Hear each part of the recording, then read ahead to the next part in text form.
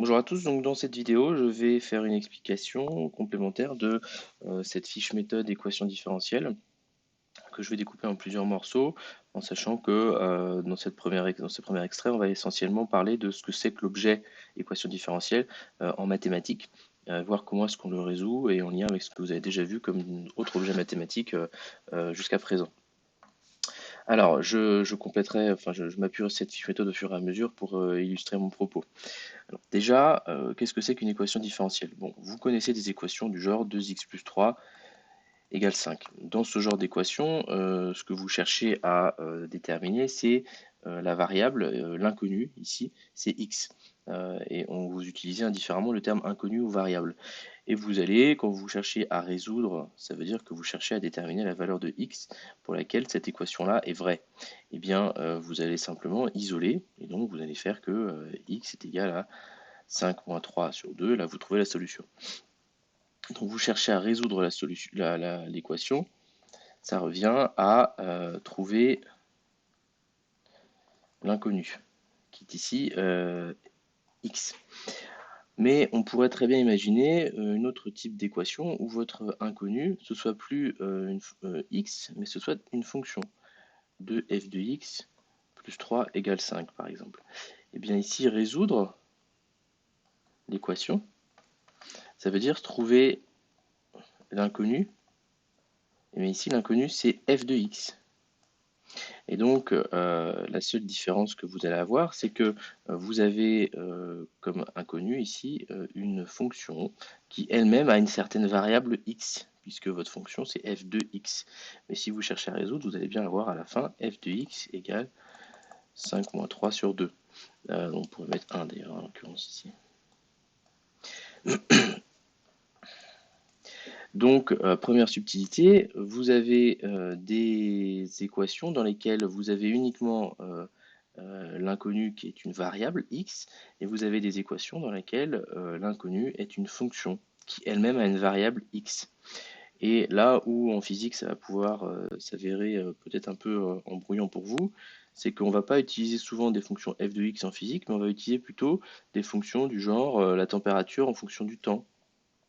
Donc ce sera t majuscule de t minuscule plus 3 égale 5. Et résoudre cette équation, ça reviendra à chercher la fonction telle que t de t est égal à 1.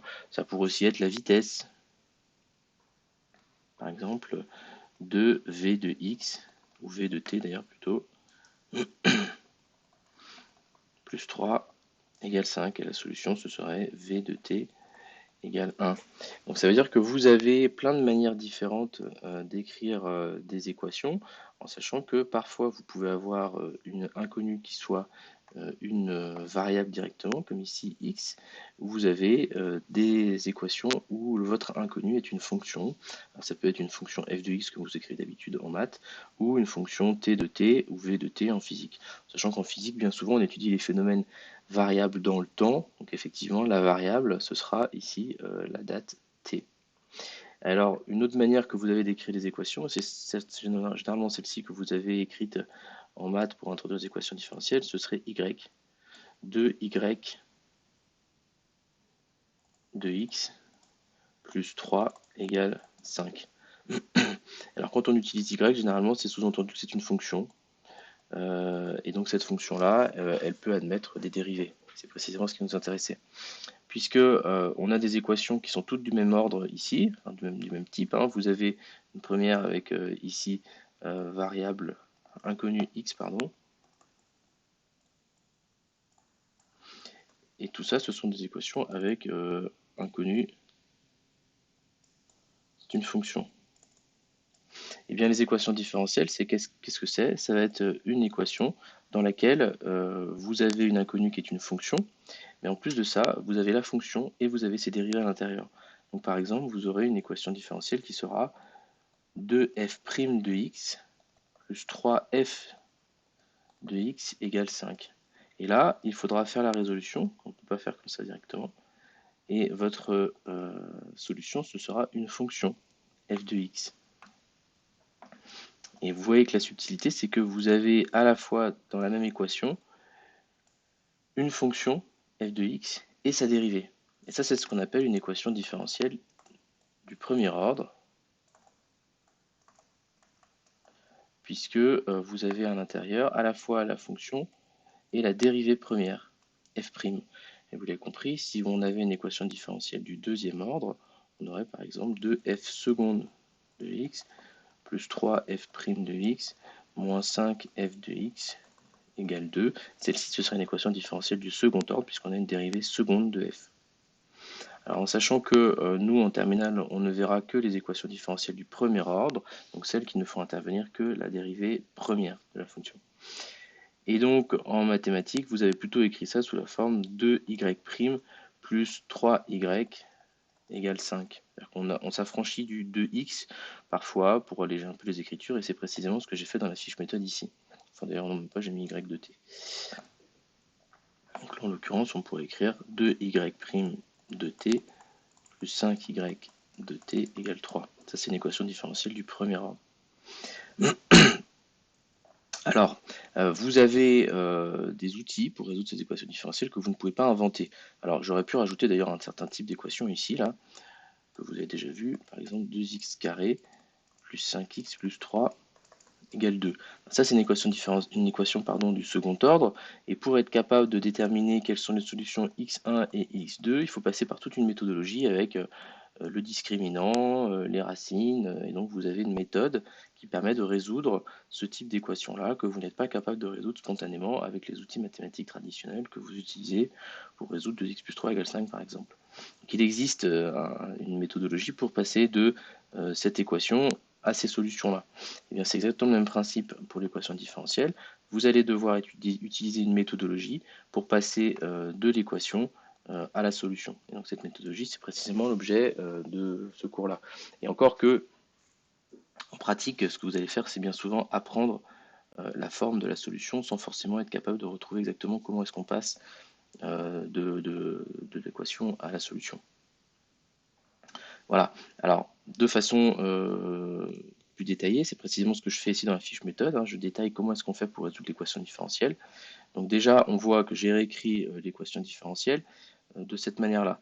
Alors, déjà, pour ceux qui font des maths, peut-être qui ont vu ça, assez simplement, quand vous avez une équation du genre f' de x égale f, et que vous cherchez quelle est la fonction f de x qui satisfait à cette équation-là, eh bien, la seule fonction qui soit solution de cette équation-là, c'est la fonction exponentielle x, puisque c'est la seule fonction qui, quand on la dérive, redevient elle-même. C'est-à-dire que f' de x égale aussi e de x. Donc effectivement, la fonction exponentielle, elle satisfait bien à cette équation-là. C'est sur cette propriété-là qu'on s'appuie pour résoudre les équations différentielles, puisque celle-ci, finalement, on peut l'écrire un peu différemment. Ça peut être f' de x moins f de x égale 0. Et si on vient mettre des paramètres petit a, petit b, ben on arrive sur une équation différentielle de ce genre-là, mais un tout petit peu différente, où vous avez y' plus ay égale b. Et donc c'est cette typologie d'équation différentielle qu'on va résoudre, en sachant qu'on ne se contente que des cas où a et b sont des valeurs positives, des valeurs constantes, qui ne sont pas du coup variables dans le temps. En l'occurrence ici j'ai pris la variable temps. Alors, pour résoudre cette équation différentielle, il y a deux étapes à chaque fois. La première chose, c'est d'établir la forme générale de la solution, qui est une somme entre une solution sans second membre et une solution particulière. La solution sans second membre, ça, il faudra le savoir, enfin, les deux, il faudra le savoir d'ailleurs, c'est k exponentielle moins at. Voilà, ça, c'est à savoir, en sachant que k, c'est une constante qu'on va déterminer au cas par cas dans les problèmes.